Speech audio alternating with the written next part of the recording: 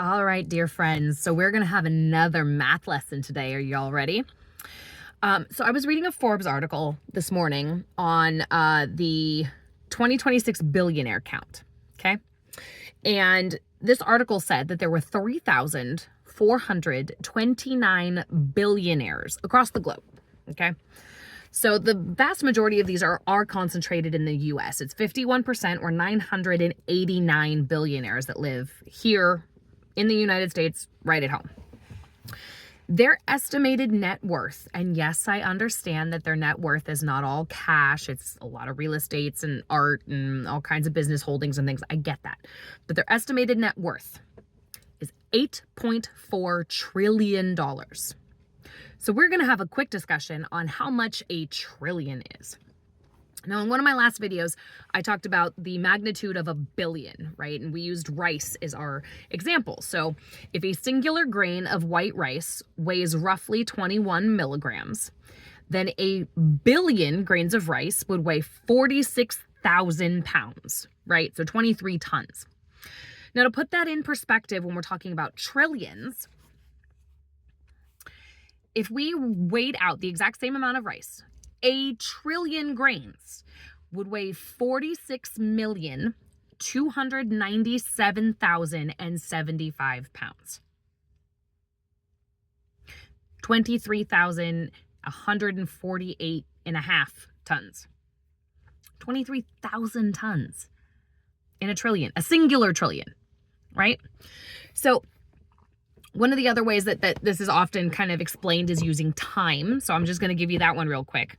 If a single second, right, is $1, then a trillion would be 31,709 years. That's my point, right?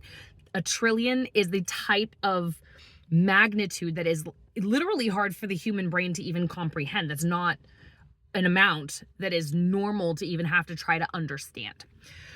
So again, going back to this billionaires conversation, between all 989 of them, $8.4 trillion in net worth. Now, to put 8.4 trillion into perspective, that's 194,443 tons. Okay. Now, complete hyperbole. I'm not saying we should do this, but just to give you an example and an understanding, again, of how much that is.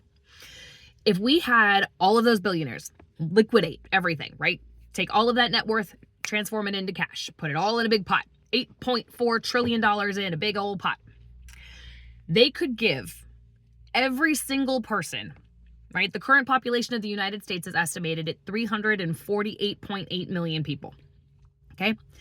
They could give every single one of those people, that includes children, $1 million. Okay? I want you to think about how much $1 million would transform your life, right? And their net worth would drop by 0.004%. So subtracting 348.8 million from 8.4 trillion leaves you 8,399,651,200. They could hand every single one of us $1 million and not even notice it was gone. That's what I mean when I say tax the rich. If you think about how many people right now in the United States are struggling to pay their bills, are struggling to pay their mortgage, are struggling to pay for health care. And then you have a very small percentage of people, 900 people out of 348 million, that have the kind of money that would be so insanely life-changing to the rest of us that they wouldn't even miss it. We have to tax these people. No more of these tax loopholes. No more of the, well, it's not liquid cash, it's real estate ventures. No more of this. We have to figure out a way to get this money circulating back into our economy, or we are doomed.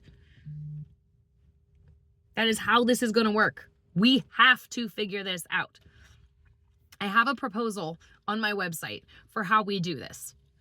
And it is not strictly taxing billionaires, although I do think that is part of it. It is also going after the wage gap between how we pay our top executives and how we pay our lowest person on the totem pole of a corporation. Every person deserves a fair shot. But that doesn't happen if we don't get better wages into the hands of the lowest classes of people possible, right? And it doesn't happen as long as we continue to pay these people at the top so much money they couldn't spend it in 5 lifetimes. My name is Alicia Cordes, and I'm running for Congress because I think you deserve better.